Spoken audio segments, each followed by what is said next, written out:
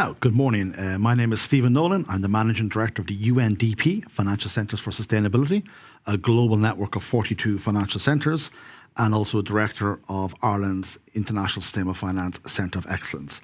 Today, we've got 4 virtual panels live from Dublin focused on COP28 and reflecting on the outcomes of COP28, and then with global leaders, we'll be looking at where do we hope the agenda go this year, obviously as we build towards Baku and COP29. But there's also a biodiversity COP as well this year, and that's also important that we recognise the role of biodiversity and nature as well. Today we've got a phenomenal panel.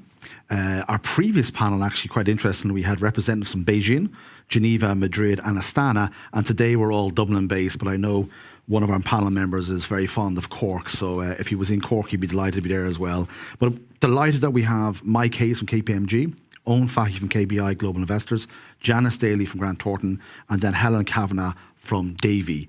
How we're going to start today's panel is we're going to have Helen just report on a study that the International Sustainable Finance Centre of Excellence commissioned last year that Davy Horizons were good enough to undertake, and it's called Net Zero Study 2023, Towards a Sustainable Finance Future in Ireland, assessing the gaps, risks and potential in the transition to net zero.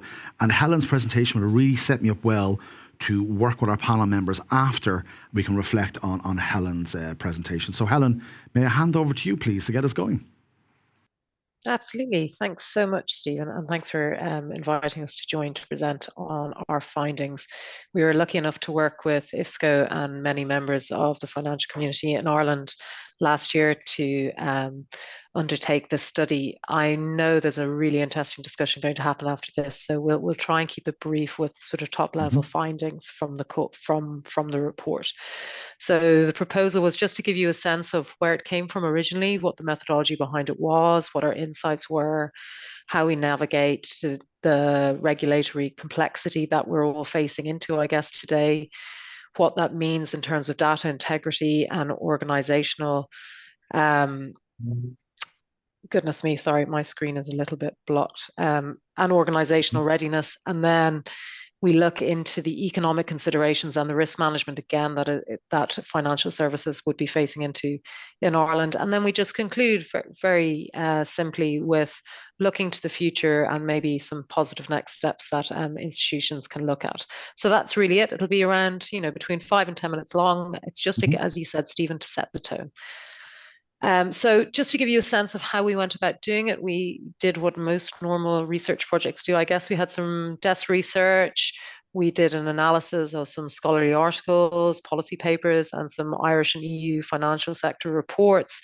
This was to ground us, to give us some foundational understanding on the net zero transition theoretically, and also just to understand the very ever-changing regulatory landscape that we're all very aware of today.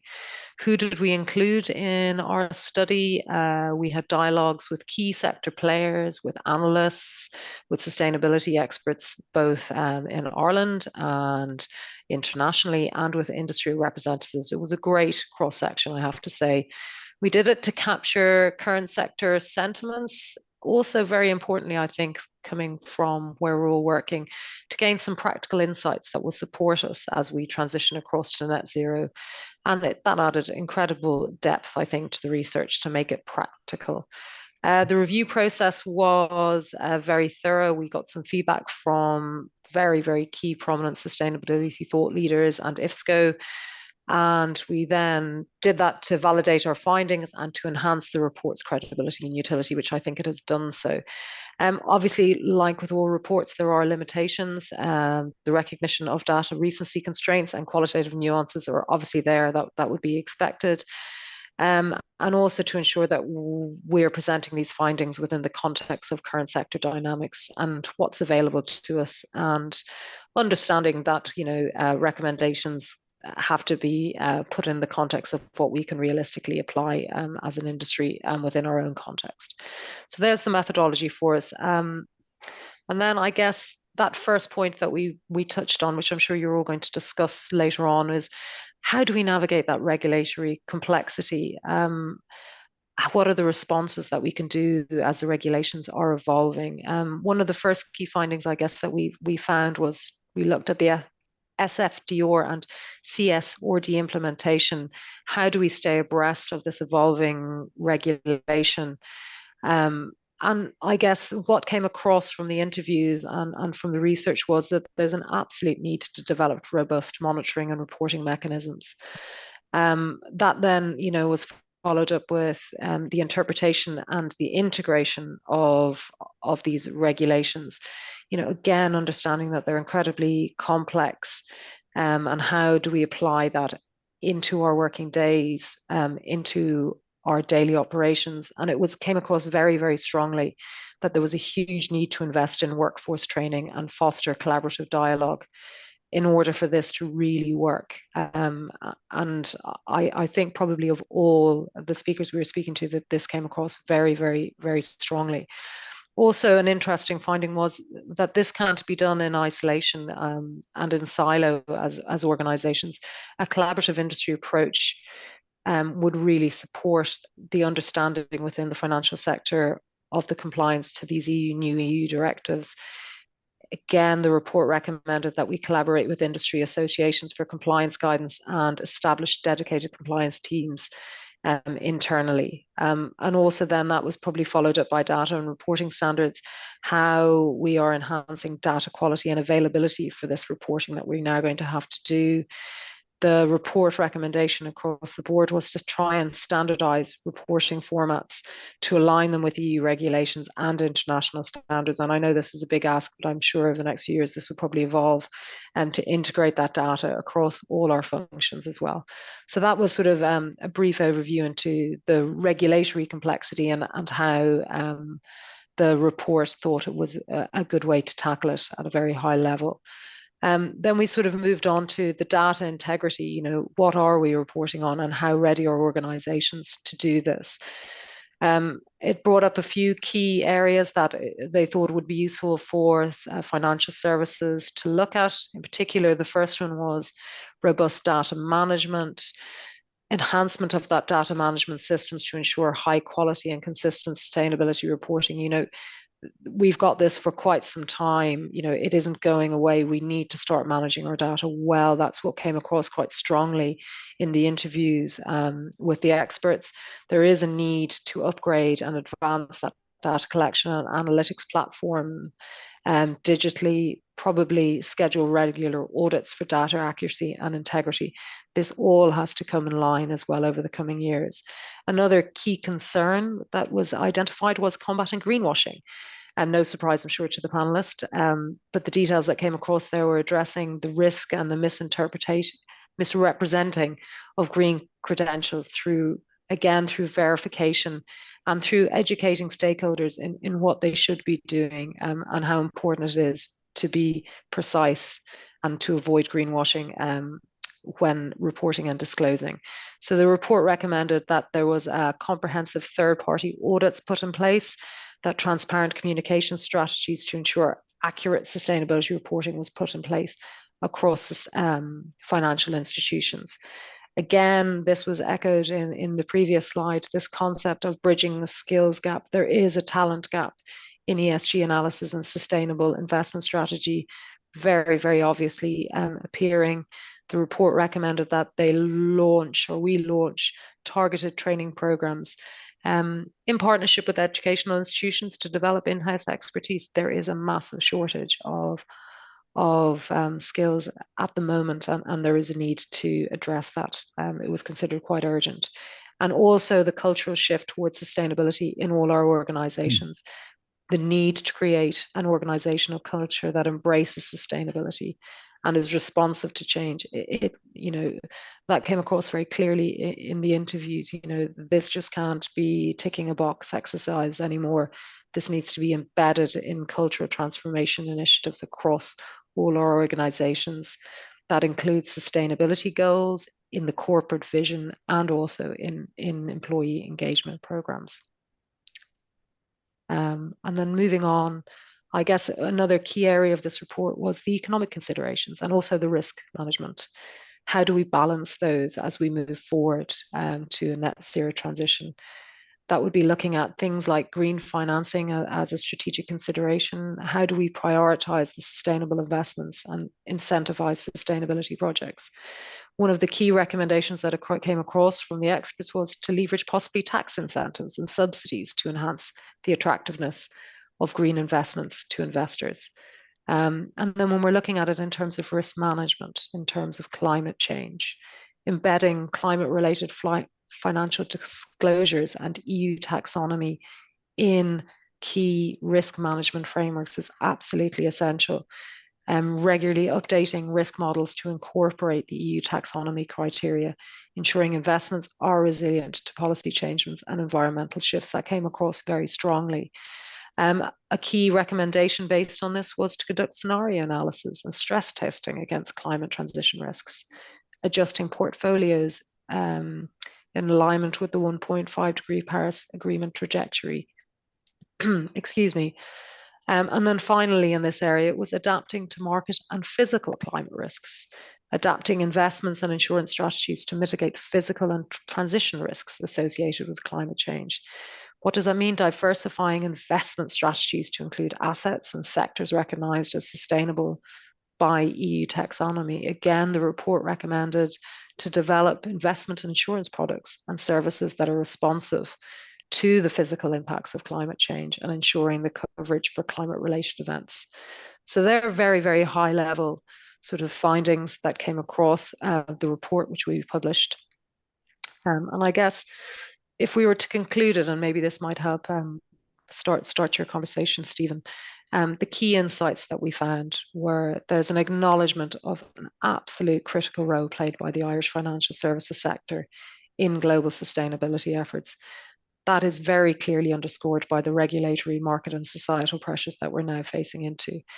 And that regulatory alignment, the necessity to align with the evolving EU sustainability frameworks to ensure compliance and leverage opportunities within the green economy should absolutely be at the forefront of all our minds. The strategic recommendations that probably came out, which I'm sure you're all very aware of, enhancing our digital capabilities, accelerating the adoption of digital tools. That may include AI and blockchain to improve on ESG reporting, to ensure risk assessments are accurate, and to advance our investment decision making. I think that's absolutely one of the strongest points that came across from all our discussions throughout the writing of this report. Developing sustainable products, innovating those investments, possibly with tax wrapping, green financial products, targeting retail and institutional markets, again, making them sustainable. And fostering that very key industry collaboration. We're not going to do this alone. We need to establish forums and partnerships to share best practice, especially in compliance and especially in sustainable investing as we move forward. What the interviewees viewed as our path forward was, again, as was mentioned across this very short presentation, a cultural shift, encourage a sustainability-focused mindset. Leadership and workforce need to be committed to the net zero agenda. This isn't a tick boxing exercise. We need to really work hard for that to happen. Strategic partnerships, engaging in collaborative ventures, leveraging what we have as a collective to drive sector-wide progress. Really, really, really important, and was seen as a great way to move forward. I think it came across in our discussions. And obviously for all of us, as this is an evolving journey, continuous learning, commit to ongoing education and training to keep pace with the sustainability trends and best practice. So that's the whistle-stop tour for you, Stephen, of what we found. It was absolutely amazing to engage with this project, I have to say, and all the team really enjoyed it. Brilliant. Thank you very much. To you. Thank you very much, Helen. And I know the centre team look forward to taking your recommendations and actually packaging them, as you said, into working sessions, roundtables, and actually doing that with a lot of our partners here on the table who already do that as well. So, Helen, thank you very much for that. We thoroughly enjoyed working with Davy Horizons on this. And so, look, before we get into the panel, and I'll focus on the last piece, continuous learning there. It's terrific why Skill in Ireland are supporting today's session. So Skill in Ireland, as the state's training agency, over 70 different networks, includes the Sustainable Finance SkillNet, which, as you all know on the call today and on this session today, have upskilled over 3,000 Irish located financial service sector actors in the last number of years. And CSRD, taxonomy, Mike with KPMG, we're doing biodiversity shortly. Eoin, I was in with you last week, the amount of your staff that have been supported by Sustainable Finance SkillNet. Davy, this was funded through Skill in Ireland, this piece of work. And Janice, obviously working with your colleagues as well in GT. So Ireland uniquely is well placed on the talent agenda because of Skill in Ireland support the Sustainable Finance SkillNet. But the key thing, as you said, Helen, it's not just Sustainable Finance SkillNet. We're here in the Institute of Bankers today as well. And a lot of players are supporting the talent agenda here in Ireland. And it's great to see that that's recognised. I suppose the second point as well, I know we're all on this call involved in this area, but I know on a personal level for me, sometimes this agenda become quite overwhelming. And so what's great about this piece here, Helen, is actually kind of a start and midway through the book, and now where do we need to go to? And sometimes it's just showing that path again, what you were all doing for either your clients or within KBI doing with your colleagues and your investments around this agenda. So look, let's dive into this now. We've got a world-class panel. And I actually think, Helen, at your very top point there around this agenda, there's so many Irish people involved in this agenda at a global level. And Mike, you're probably one of the key people in that, but it is something that I'm very proud when I'm out and about. And you fall over Irish people in different multilateral development banks, different funds, different entities such as we got on the call today that are advising clients on a global basis, also from Ireland. So as I said earlier on today, we've got Mike Hayes, from KPMG. Mike is a KPMG partner, global lead climate and decarbonization, and also the global head of renewable energy. We've got Janice Daly, partner in sustainable advisory at Grant Thornton. We've got Eoin, who's the Eoin Fahy, head of responsible investing in KBI Global Investors. And thank you very much, Helen, for your time. Mike, if I can start with you, you were at COP. We had a very nice dinner together with the administrator of the UNDP, which KPMG were good enough to support. Whenever I was coming across you in COP, you were either on a panel or as a group of people around you seeking advice. Can you tell us how you started in this journey getting into sustainable finance, please? And what does that mean in terms of the Irish piece I spoke with earlier on and Helen mentioned also? Well, I got into the renewable energy industry about 25 years ago, Stephen, and discovered that it was a whole new world. And from there, I got into the whole area of climate finance, green finance, and discovered, as you say, just loads of Irish people who are working on the agenda in Ireland. But I think one of the key themes we should bring out of this session is the contribution of Irish individuals and Irish companies to the global agenda. So I was really interested in Helen's presentation. It covered lots of really, really important topics. For me, the initial slide on regulation, and so in my world, I come across the regulatory complexity and the difficulties that is causing. She referred to the data challenge, and that's really high on my agenda, and she referred to the journey forward. And we should really try to understand what we mean by the transition journey forward, because it incorporates all of those elements. So my role really is working with companies in Ireland and globally, trying to figure out all of these issues. COP28 was a very significant event for me because I've been involved in this agenda now for a long period of time. But for the first time, and I've been at a number of COPs, this one really charted the way forward in terms of, a lot of people were disappointed, but we started to talk about transitioning away from fossil fuels. The focus now is very much on scaling renewables and energy transition. And I think Ireland has an absolutely critical role to play on that. We talk about what we can do here in Ireland, but we forget to talk about the role that Irish companies are playing in driving the energy transition on a global scale. I can come back to that because I want to give other panelists a time to contribute. That was one of the key themes, but the other key theme for me, in addition to climate finance, was transition finance and the focus on the hard-to-abate sectors. Transition finance is now becoming a really important hot topic. And Helen, you made one comment, which is what I would call the standard perspective, which is about readjusting your portfolio as a financial institution, and that's the mantra that I've lived with for many years. However, in a world of transition finance, we're actually encouraging institutions to think differently. We're actually encouraging institutions to take on some of those investments which involve high emissions on the basis that the sectors can work with those companies to reduce those emissions, and that's why transition finance is such an interesting concept.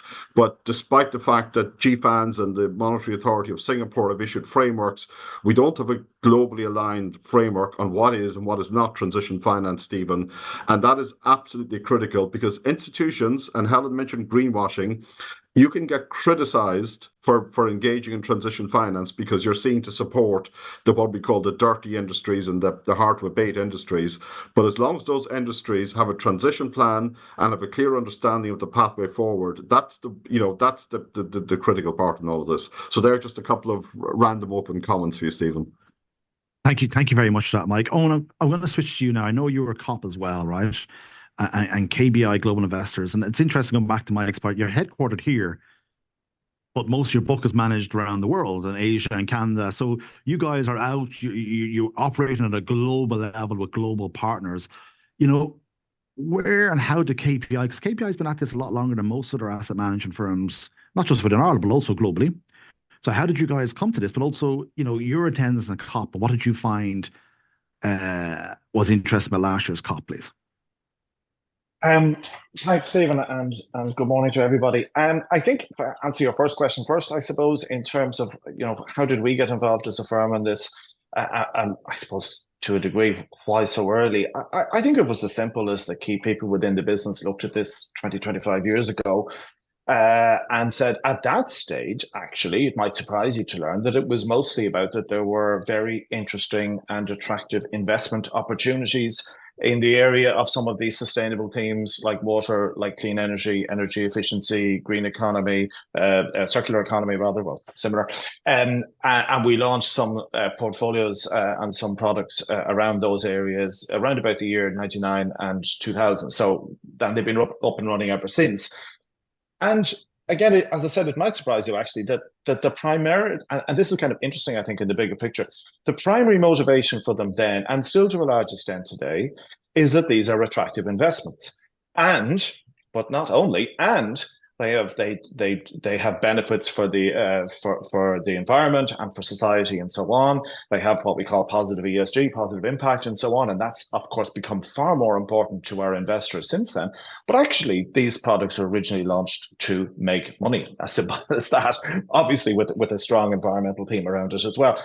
But increasingly now, I would say a lot of investors are investing in these products more so because of their environmental characteristics, while also wanting the financial return. But I mentioned that point because there's still this very outdated view out there still, I think, even 25 years later, almost 25 years later, that there's some sort of a trade-off, that if you direct capital towards, for example, clean energy projects or something like that, that you have to accept a lower financial return because it's doing some good for the environment. And we would say that's absolute nonsense. So I just mentioned that in passing. There isn't a trade-off in our view, firmly in our view, between investment performance and investing in ways that can address the climate change. You asked me, and other environmental issues and social issues, indeed.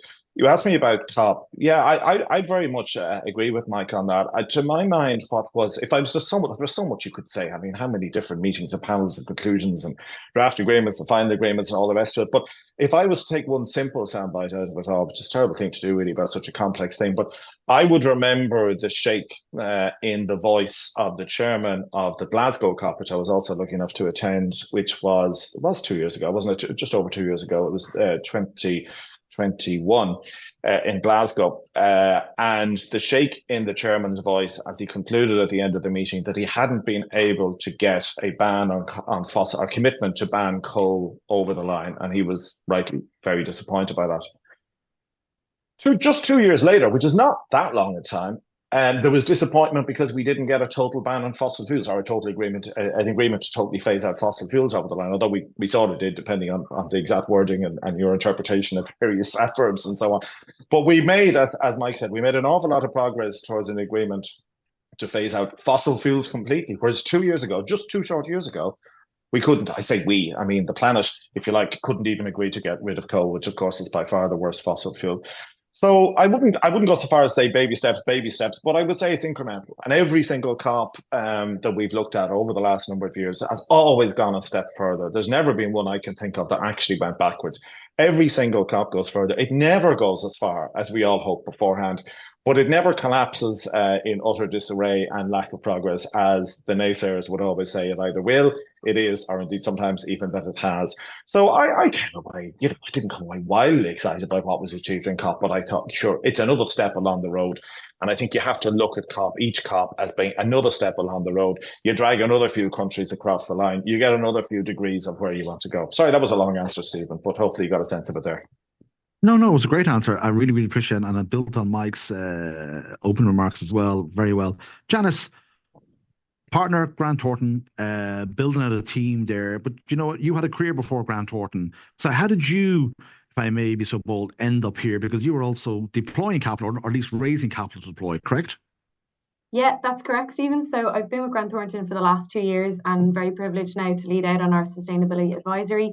But yeah, prior to moving into the world of professional services, I actually worked in banking for my entire career, mainly over treasury, strategic finance, and then transitioning into sustainable finance and climate risk. So for me, not as long as Eoin or Mike now, it was 2017, 2018, and I worked for a Dutch financial significant institution. And we, I suppose, put in place a sustainability strategy, which allowed us to start to look at, we were looking at the time at diversification of funding, and this obviously gave us somewhere that we could go in terms of an opportunity from a financing perspective. But equally, we had a lot of green assets on the book, so it became a way to effectively fund ourselves and to link our strategic growth and our strategic momentum in terms of wider pieces around funding. So I set up a green bond fund in back in 2018 in 2019. And that really went from a 500 million euro bond, should I say, in the first instance, to €1 billion a year in issuance thereafter. I worked, as I said, in the Netherlands with a very focused central bank on climate change. The Dutch central bank have quite a high focus there. And indeed, the ECB then rolled out their guidance in terms of climate risk. So I got the tap on the shoulder, as sometimes one does when they know something about sustainability, to ask if I might look at integration of climate risk across the institution. So I moved from, hung up my treasury shoes and moved into running the sustainable finance portfolio and then integrating on climate risk.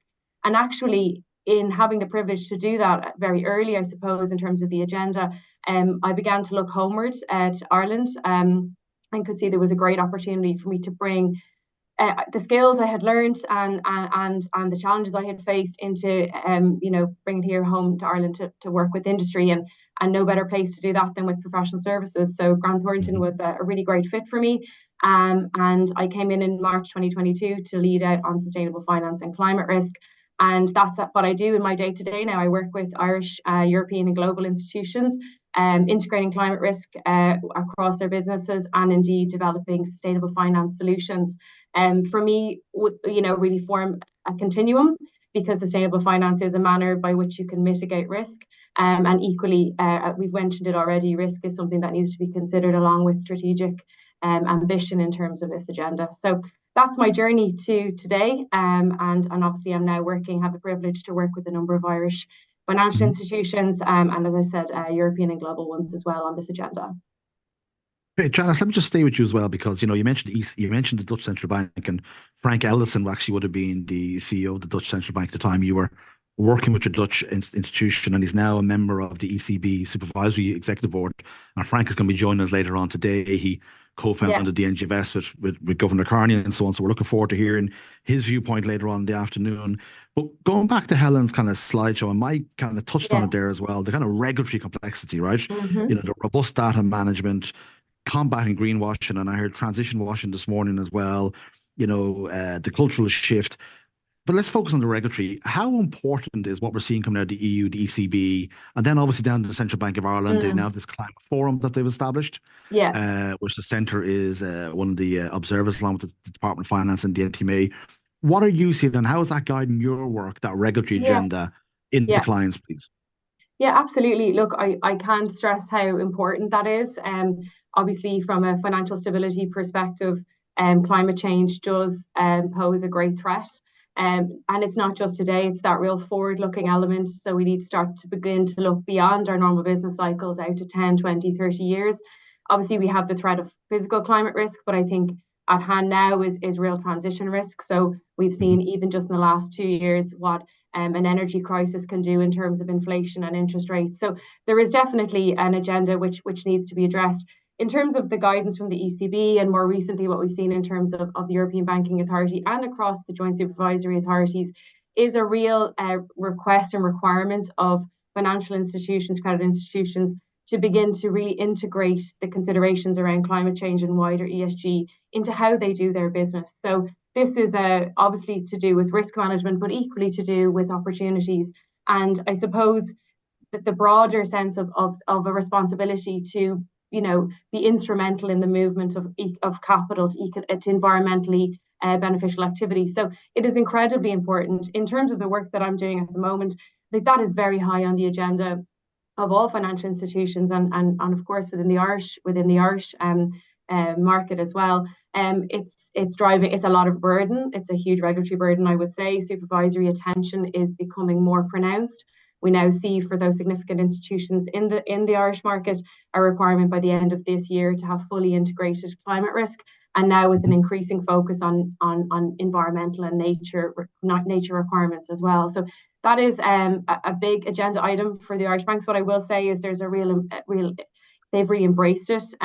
Of course, there's supervisory requirements, but equally on the flip side of that, what you see is a real development of sustainable finance market here in Ireland, with a lot of leadership been shown in terms of the issuance of green and social bonds, but equally in their lending activities. So through green and social loans, but also through sustainability linked lending. And Mike, you referred to transition finance, and SLLs are really a very important tool in terms of bringing not just large corporates, but medium, small corporates on a journey in terms of sustainability and strategy. And of course, that engagement, which we see an enormous amount of engagement from the Irish institutions with their clients, actually allows everyone to come on the journey, which of course minimises the risk and increases resilience of the Irish financial institutions' balance sheets, but equally brings along, we spoke about SMEs and their contribution to GDP. It brings along the economy on the journey. And of course, that is the key, the just transition. So, I suppose to summarise, that the set regulatory and supervisory agenda is incredibly important. It is driving the financials, to, I suppose, behaviours and activities in terms of risk management, but equally in seizing opportunities. And it's supporting a wider integration of climate-related risk management and opportunity management across the economy. Okay, Janice, sorry, thank you for that, Janice. Mike, if I can come into that and just building on Janice's point there, and and just actually as an aside, it's great to see that the Sustainable Finance Skillnet actually went live, the second intake last week for the compliance postgrad. So a postgrad for compliance professionals in sustainable finance. And I think there was 25 people signed up to it, not builds on the 25 people last year and done the IOB delivered. That's 50 compliance officers now in the last 12 to 14 months have done a postgrad in this sort of area. It's kind of showing the importance from that risk management perspective, Mike. But Janice mentioned a few times the opportunity. And we saw last week, I was thrilled to see Paul Travers named as AIB's new head of climate, 30 billion that Colin has set aside, which was announced at last year's Climate Finance Week in 2023. That opportunity piece, Mike, can you maybe build on what you're seeing in Ireland? And again, I wouldn't just be curious, you said earlier on that all this stuff has happened here in Ireland, but now there's Irish companies that have a global footprint. And how did that come about? Was that policy certainty? Was that regulatory certainty? Was that entrepreneurship? Just around that opportunity, please, Mike. Well, I don't think it was policy driven, Stephen, to be honest. In fact, I would say that policy continues to be one of the really big challenges to get the policy environment right and get it aligned, and in particular to get it Paris aligned. Now, that said, I'll come back to your opportunity question. That said, I think people should watch what the European Union is doing. Heather referred to CSRD and to SFDR in her presentation. I would point specifically to three other things. I would point to the due diligence or the corporate sustainability due diligence directive, which has run into a bit of headwinds, if that gets implemented, that is a game changer, because what that imposes on all companies who are caught by it, an obligation to not only produce transition plans, but to implement transition plans. And so it's not even a question of opportunity. That is going to drive change, number one.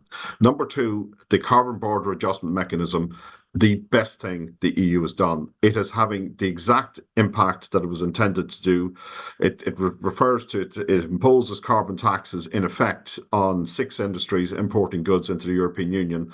I'm already seeing those industries like iron and steel and aluminium in particular changing their business models to develop a net zero solution in response, not in response to regulation, other regulation or anything else, in response to their CBAM exposure. And I could go on, I could talk about the EU Deforestation Directive. So the regulation side, and the policy side, if it's done right, can really help drive change. It does, I will say, it does impose enormous complexity and burden from a compliance perspective on corporates. And do not doubt for 1 minute, Stephen, the challenges on corporates across all sectors today. We are going to see corporate resistance to this agenda, and financial institutions, who I know are represented mostly on this discussion, do need to understand just the crazy pressures corporations are under, whether it's Scope 3 reporting to their customers, whether it's financed emissions reporting to banks, whether it's CSRD reporting. The burden is getting crazy, and I personally believe the SME sector in particular will react not in the way we plan. Now, turning to the opportunity side, I mean, we are, notwithstanding all the things I've just said, we are transitioning at pace to a whole new global economy. This is not just a niche area. This is the way business will be conducted in the future. And I'm just going to refer to a couple of things in Ireland, because I could go on all day on this particular topic, Stephen. We in Ireland need to understand that we can play a really critical role and walk amongst giants on this agenda. I think principally not because of policy, but because of entrepreneurship and the fact that we are a small country and we have this thing that we want to go and conquer the world. You might say it's a lack of humility or arrogance or those words, but that mission is there. I'm going to give you a couple of examples. I'm going to name names because these are in the public domain. There's an incredible Irish company called Core Energy that has developed a long-term battery storage solution that has got limited application here in Ireland, but is really going to, conquer the world in terms of storage. And I personally believe it'll take off. And everybody talks about battery storage, but long-term storage, it can be 10 times the amount of storage capacity, and it's really involves storing electricity in compressed air caverns. That's just one example. I could talk about the finance side. Ireland has a very successful record as being an international financial services centre. When you look back to the overall climate agenda, we need finance to really make it tick. But we keep talking about what we call the traditional areas where the return is safe. There's a whole other part of the financing agenda, Stephen, in particular the need for financing in emerging and developing markets, number one, and secondly, to support the innovation agenda. And I see no reason why Ireland cannot capture those two pieces. It's spread around the world, and I think the focus of UNDP on setting up something in Ireland, the fact that we've got professionals who have operated in all of these jurisdictions gives us the license. And also, as you know, innovation is a really strong thing in this country. We're all believers in innovation.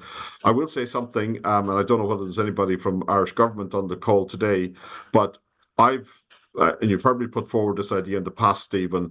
I think Ireland should not, you are aware of the concept of an innovation lab. I would love to see Ireland put itself forward as a country as an innovation lab, not for everything. In particular, given the huge expanse of ocean we have around this country, I would love Ireland to become a centre of excellence for innovation around blue economy. And that's not just offshore renewables, it's carbon capture, it's nature and biodiversity. There's a whole series of different things you can do. What's needed, Stephen, is, these people who are entrepreneurs who are really doing wonderful things, whether it's in Ireland or somewhere else.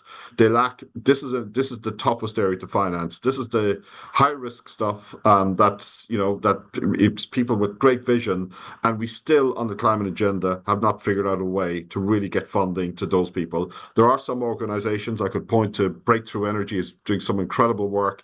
There's various other what I would call innovation type investors around the world, but it's minuscule in terms of the more traditional investment. So that's hopefully that's the answers your question, Stephen.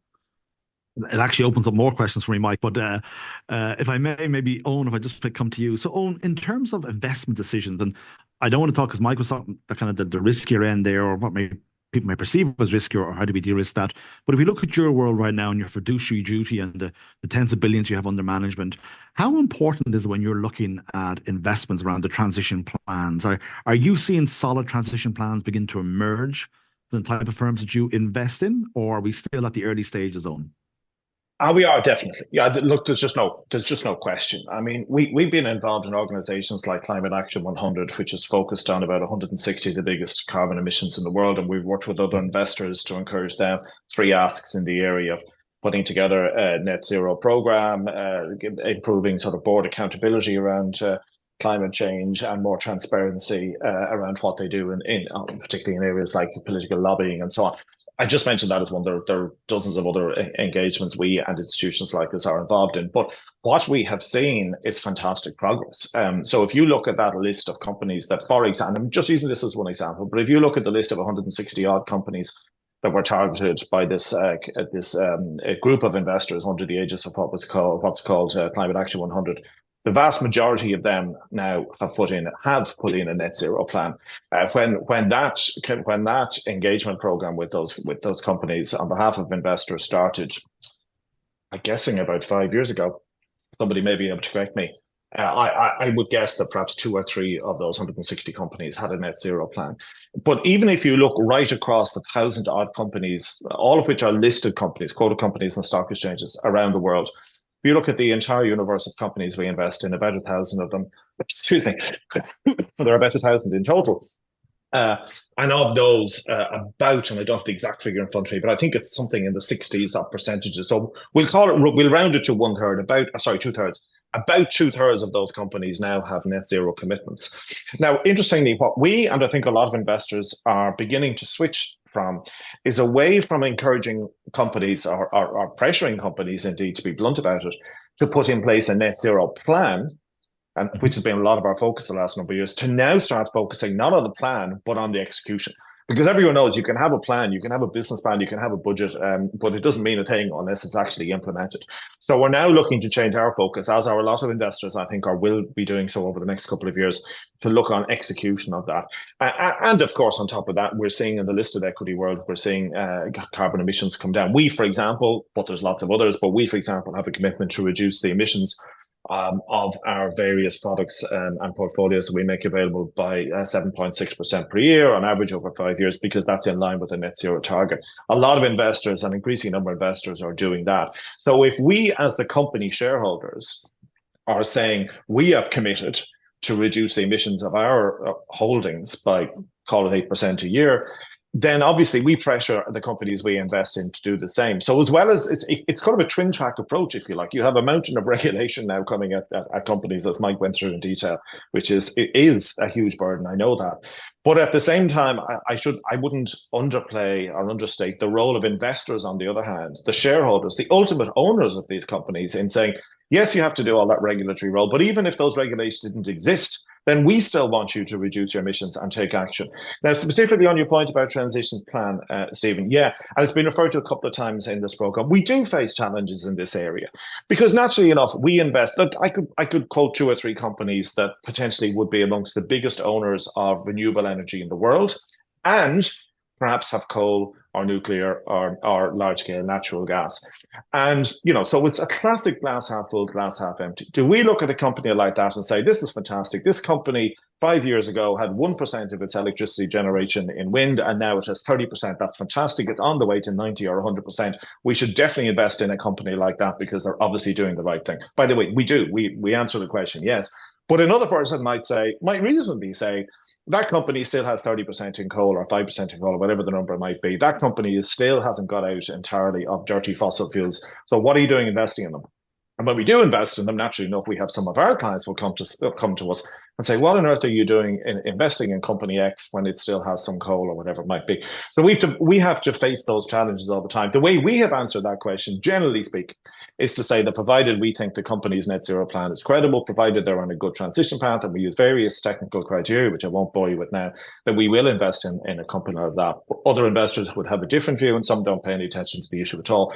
But it is a real challenge for our industry, I think, to determine in a way, do you just take a black and white, it has coal, it has something like that, and we're just not going to invest in a full stop?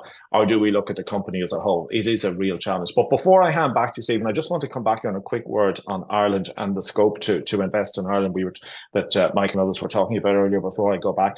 I mean, just in passing, it's such a shame. Ireland has a large pot of capital because it has a good private sector pension fund, amongst other reasons. There's a lot of investment money in Ireland, quite simply. There's many tens of billions, over 100 billion, that's invested in listed equities around the world. And yet, if you think, and the biggest pot of money, I believe, that's out there isn't necessarily in private equity or in small scale companies. It's out there for listed companies. It's looking to invest in listed companies. And yet, I can't think of more than, off the top of my head, maybe, if you use a broad definition, maybe 3 listed companies ever in Ireland that have really been focused on the area of climate change and energy transition. Obviously, there's a renewable energy company that has been. There's obviously the likes of a Kingspan, which has been very involved in energy efficiency products and so on. But the number is tiny. What a shame that you have this big pot of money on the one hand looking to invest in listed, and there really is a fast growing amount of money looking to invest in energy transition companies around the world and similar types of companies around the world. You have a huge band of expertise here in Ireland. All the things that Mike already said about our natural advantages. The only thing he left out, I think I agree with him all, the only thing he left out possibly is the sheer skill of the IDA in the past in promoting Ireland, as a centre for various other activities. If we could apply that to the area of this as well, wouldn't that be fantastic? Huge pot of money on the one hand, and you have great skill and expertise on the other, and they don't meet in the middle because there isn't really a proper critical mass of Irish listed companies in this area. Thanks for that, Eoin. Janice, is that resonating with you, what you're seeing? And then within, obviously, the clients that you're working with, because you work with a lot of banks, and the beating heart of the Irish economy is SMEs. And as Mike said, Mike didn't say this, but he talked about SMEs and what we're seeing now in the agricultural sector across Europe. Yeah. Are we going to see that in kind of the SMEs coming back and saying, we don't have the skill set, we don't have the capital, but you're asking us to this. And now the bank that has banked me for the last 30 years is now saying I'm a stranded asset, according to the EBA climate stress testing. Yeah. Yeah, it does resonate. And I think it's a really important point around SMEs, particularly in Ireland. But what I do think and what I see from my work with the banks, but equally what I see from the outside looking in, is actually a financial institution sector that is actually working with clients. So there's a high degree of engagement. And, to Eoin's point around being part of Climate Action 100, like that engagement piece is so important. So we see from all of the Irish banks, ways that they are going out. And I believe this was mentioned on one of the earlier panels around education of SMEs, right? So there are lots of sustainability supports being given to those smaller companies. But I think the point that Mike makes about the pushback is really well made, because we ran a session here even in Grand Thornton last Friday, which was well attended with Intertrade Ireland, which was well attended by SMEs and small businesses. And there was a lot of questions and concern coming from the audience in terms of how do we manage the regulatory burden that has now been put upon us. So the Corporate Sustainability Reporting Directive, while a lot of those firms are not coming into scope for a number of years due to the sheer value chain requirement in terms of CSRD, it is likely that financial institutions and other suppliers will require information from these businesses that they are just not in a position to meet. So there's definitely a requirement, I think, from the FIs here in Ireland and more broadly to support Indigenous business to create a safe place, I suppose, in terms of engagement, to bring them on the journey. And I do think that there are mechanisms in terms, as I said, of those sustainability linked loans, There's lots of supply chain type finance out there. It's about everybody moving together, I think. But I think the point of the banks and other large institutions have, they understand regulation. They have been regulated. They are regulated as part of their day-to-day business. CSRD brings 50,000 companies into scope. It brings small companies into scope that have never had to do this before. And I think from the work that we're doing, both with financials, but equally in industry, a lot of the advice we are, I suppose, giving is that, you can see a lot of this regulation as a burden, and it is. And you can see it as a tick the box, which for some people it is, and that's absolutely understandable and okay.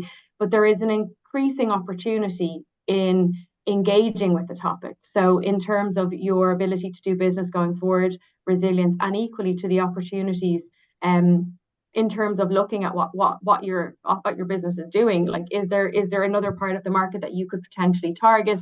Is there another technology that you could be looking at? So I think from a strategic perspective, it's about engaging with those smaller companies to help them understand how they can unlock the value of sustainability for their business, how they can create value for themselves in terms of their own growth and their own resilience going forward, and equally how they can continue to access capital and liquidity. And I think, there is, from my understanding, yes, there is an agenda in terms of resilience, but it is not about not lending. Is it about lending within a risk-adjusted horizon? And I think if we can engage with these smaller entities, smaller businesses, and bring them on the journey, it creates future bigger businesses that are built on more sustainable practices and are more resilient. And hopefully through the maturation of the sustainable finance markets in terms, as I said, sustainability linked lending. I think to Mike's point, and I think, it's been made a couple of times, there is no clear definition for transition finance. It is very much linked towards high emitting companies. Transition plans will be coming part of CSRD and will be required. And so I think there's a long way to go before we get to, a point where we can say this is embedded. But I think that the key point for me is that we're all on a journey. Engagement, collaboration, and an ongoing discussion is required from all parts of the economic value chain, and indeed across small, medium, and large businesses with their financiers. Thanks, Janice. I'm just conscious of time, so I'm going to go to every panel member one last question. Before I do that, Mike, forgive me for picking on you. I'd love to just kind of unpack the opportunity you see as Ireland. So obviously the UNDP, we've got 170 offices around the world. I see the sustainable finance Skilling is now seen as an exemplar of what it's achieved at a global level, which is fantastic to see with Skilling Ireland supporting entities like the IOB and so on and so forth. But Mike, are we talking about the innovation is one, how can we work with these emerging developing economies to unlock capital? Is it two, around, Janice is kind of saying there, and sorry, forgive me, Janice, you didn't say this, but this is where I'm picking up. It's these small companies right now that actually, if we can help them, they'll go into bigger companies, and these are new export markets for these innovations, these technology solutions. Is that what you're seeing, Mike? Is it access to capital, unlocking capital, and then the innovation piece at a corporate technology side? So to be clear, there's two separate things for me. One is the issue around climate finance. By climate finance, we mean finance for emerging and developing markets. So I'll come back to that. Probably the area that I probably feel most strongly about where Ireland potentially has a role is, but I'm looking at this first of all from the global agenda on climate, Stephen, and that's innovation. It is very clear to me that we are not going to get to this magic formula of significant reduction in emissions by 2030 or net zero by 2040 or 2050, whatever date you're using. And that is the evidence, and the most progressive companies in the world who've, the Unilevers, the Nestle's, and they've done some incredible things. They can still see a significant shortfall. And yes, we talk about things like CDRs, carbon removal credits, and other solutions, but even that market is fraught with difficulties as well, and it's highly controversial, as you know. The missing piece is innovation. And what do I mean by innovation? I'm not just talking about energy innovation, and there's lots of work going on in areas like hydrogen, green fuels. I'm actually involved in an Irish company, brilliant Irish company called CMT, that has produced a new form of turbine that produces clean water and energy from moisture in the air. It can be used anywhere in the world. That for me is classic innovation. And there's a whole range of other innovation solutions across the energy industry. And long may it continue, because reducing emissions in the energy sector is still the priority. But beyond that, and again, referring back to the COP28 agenda, the area of food and agriculture was actually one of the key themes at COP28. There was a major declaration issued as part of the UAE consensus on that. So, and this nexus between food and climate is now becoming very apparent, particularly as we bring the nature agenda in and the land use.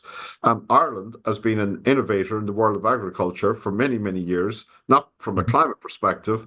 I see no reason why we shouldn't sort of take that skill set that we have in the agriculture sector to address the food agenda as well as the energy agenda. And then, as I said, the fact that we have one of the biggest maritime land use or spaces in the world, the opportunities, as I said in my previous response, and there are some Irish companies looking at this around carbon capture, around offshore wind, fixed and floating, around horticulture, aquaculture, new feedstock for cows that reduce methane emissions. The point I'm making about Ireland, Stephen, is, are we prepared to grab that opportunity? Are we prepared, in the same way we labelled ourselves, with no history, no precedents, back in 1987, we labelled ourselves as a global financial centre, and it worked. We actually succeeded. I would love to see Ireland label itself as a global centre for innovation, supporting all the areas I'm talking about, plus others, and that's at the project level, but also that somehow we can mobilise international capital and local capital to support that agenda. That, for me, is the single biggest way and the single biggest opportunity for Ireland to play a role beyond reducing our own emissions. Because I can tell you, the agenda is no longer just about reducing your own emissions. You have to be able to contribute to the wider piece. Okay. I completely agree with you there, Mike. So look, in terms of just the last questions, and I know Helen was good enough to stay on with us, so I'll come to Helen in a moment as well. Let's just focus in on this year, Eoin, if I may. Obviously we've got Baku working backwards, but what do you hope to see? And I'm sorry for putting you in the spot. Kind of the one or two things this year that we need to really focus in on, and then obviously the talent agenda within that as well, please, Eoin. Yeah, I'm becoming relatively happy in an Irish context about the talent agenda, and that wasn't necessarily the case 2 or 3 years ago. And to be very blunt about it, it's because of the enormous amount of work that's been done by SkillsNet in this area, where they have made a lot of funding available, and more importantly, actually, I think, or just as importantly, made a lot of technical expertise available through funding. I suppose that is through funding, to so many providers of education and courses and training in Ireland now, that I actually think that Ireland is in a great position to address the skills gap and address some of the technical training. I mean, you mentioned, just to pass it, you mentioned the 50 postgrads in compliance, but that's just one of many examples of courses and training that's been done by all sorts of institutions. I'm sure some of them are on the line now watching us in the area of this. So I'm a bit less concerned about skills gap than I was 3-4 years ago, when we had a huge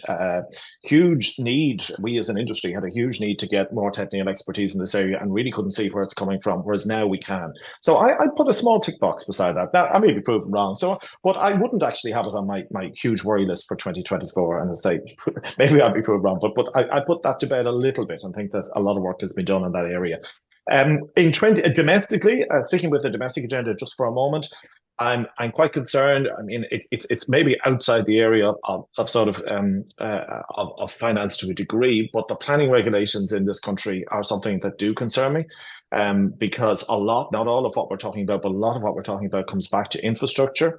And if the Climate Advisory Council has flagged the issue, or members of it, certainly, I think, maybe not the full council, I can't remember, but certainly key members of Climate Advisory Council have flagged the fact that planning system is essentially broken in Ireland now for the purposes of clean energy projects, wind and solar. And I think I'm right in saying that not a single wind or solar project received planning permission in Ireland in 2023. So that's something that is a matter of concern. Looking to the global issue, though, which I think is probably more the focus, and maybe even the next COP and so on, As I said earlier, I don't really expect enormous steps in any one COP or enormous steps in any one year. I don't think you'll suddenly turn around and, for the sake of argument, see that China or India will say we're going to phase out coal in the next 5 years. It ain't going to happen. So I think what I'd be looking for is further progress, measurable, steady progress all the way along the way. What will really matter, though, let's be really blunt about what really matters. I think what really matters this year, and I'm afraid it is the first Tuesday in November, when the US presidential election happens. Maybe a bit controversial to say so, but that is going, whether we like it or not, it is going to make a big difference, I think, to the policy environment and to the climate policy area for the next number of years. Absolutely, what we saw the last time that Trump won was that a lot of cities and states and companies in the US took strong action precisely to counterbalance the fact that the federal government in the US was going the wrong direction. I'm not sure if that will happen again to the same extent this time, because the anti-ESG movement in the US unfortunately, is getting some traction here and there. So we can look at COP, we can look at lots of other things, but honestly, I think the single biggest event this year will be that election, and it's hard to move away from thinking that if that election goes the wrong way from a climate point of view, that could do a lot more damage than any COP can do. It can offset the benefits of COP pretty easily if the whole political environment in the US changes radically and becomes very anti-climate action. Okay, Janice? You're on mute. Apologies, Stephen. Would you mind just repeating your question? Just in terms of the key action this year, as we build towards Baku, what would be your priority to focus in on, please? And from a local perspective or globally? Yes, local. Local. Yeah, look, I think we've talked a bit about it. I think for me, it's about bringing everyone on the journey. I would echo Eoin's point in terms of skills. I think at particular levels across the economy, there is a very high level of skill set in terms of climate risk, in terms of sustainable finance and what that means. I think there is a need to filter that down into the real economy. I think there is a need to bring smaller businesses and SMEs on a journey.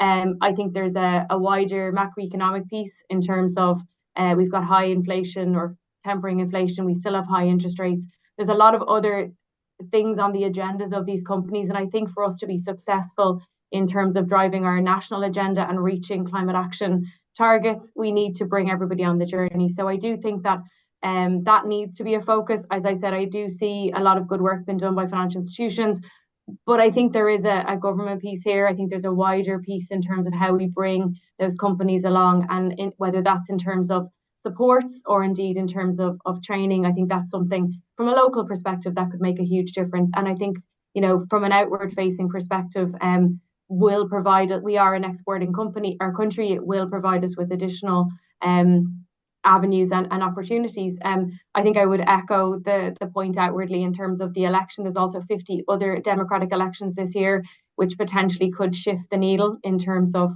the climate agenda. And so I think we are in quite, maybe a precarious spot, but from a local perspective in the Irish market, we are not meeting our climate action targets. And we need to find a way to bring everyone on the journey with us in order to do so. Thank you, Janice. Helen, maybe just bring you back in if you don't mind. No, not at all. That was a really insightful discussion. From our perspective, I guess, and Davy, we do work a lot with the Irish corporates and with some of the SMEs. And I think what we are seeing, and it's echoing pretty much what all of you are saying on a daily basis, is that bringing us all together, but also providing the tools to do that. And I think the innovation side and the digital side is going to be absolutely key if we're going to start asking people to report across CS3D, CSRD, from CBAM, everything, and how that's going to align and how much digital is going to help will be critical, I think, as well. And being able to provide that support to make it manageable for both large and those smaller companies, I think, is what we're seeing is absolutely critical. But most importantly, and I think it's that collaborative piece, working together, forming those groups in industry specific areas, going, these are the tools that work well for us, use them and grow, because we can. It's not for competitive advantage, it's actually for really good reasons. And I think you're seeing it a lot in pharma, you're seeing it in telco, where these collaborations are happening. And it will be nice to see that come in Ireland a little bit more, I guess, on that local level of that collaborative piece. But that's what we're probably seeing a lot in our daily workings here. Excellent. Mike, final word with you, please. At COP28, Ireland was one of 130 plus countries that signed an ambition to treble renewable energy capacity by 2030. This is incredibly important because we can talk about phase down and phase out of fossil fuels all day long. It means nothing unless we have the replacement ready. The replacement is renewables. It's not ready. We have a long way to go. Ireland, in particular, has the natural resources, the skill sets, and the corporates and the money to actually outperform on the renewable agenda. And that's not just for local consumption. We can now export electricity. We can export hydrogen. We can produce e-fuels. As Eoin said, despite all this, not a single project got planning permission last year. It is disgraceful, to be honest. The issue, and I'm not trying to point fingers at anybody, but we have a policy environment that is not fit for purpose. We have all of the other ingredients. We have major corporations who signed up, started developing offshore wind projects here in Ireland for export to continental Europe. A number of them have already pulled out. That is a tragedy. And I've been involved in that industry since the very early days. I've worked with the companies, Irish companies, who left the Irish market and succeeded elsewhere. But what a shame that we cannot really leverage our brilliant natural resources, our skill sets, our local financial institutions to drive this industry.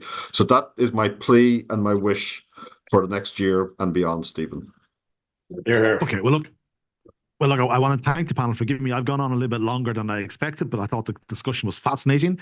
As I said, I was looking at Mike's. I think it's either Arsenal or Man United jersey in the background there. I don't know what it is, but I can't. As I said earlier, my eyesight's going. But look, thank you all for participating. Thank you, Eoin. Thank you, Janice. Thank you, Mike, and obviously Helen. We look forward to unpacking that report this year with Skill in Ireland through the centre. And as you said, already begin to organise those type of roundtables, because it is about the tools, it is about the case studies. And I sometimes joke about this, but it is kind of from a therapy perspective, all knowing that we're all in the same boat here, and how can we actually get assistance? And you know what, Irish people are good at that. So look, thank you very much for joining today's session. Thank you to Skill in Ireland for supporting this, and thank you obviously to the IOB for hosting us. And goodbye to our panel, and thank you to the audience.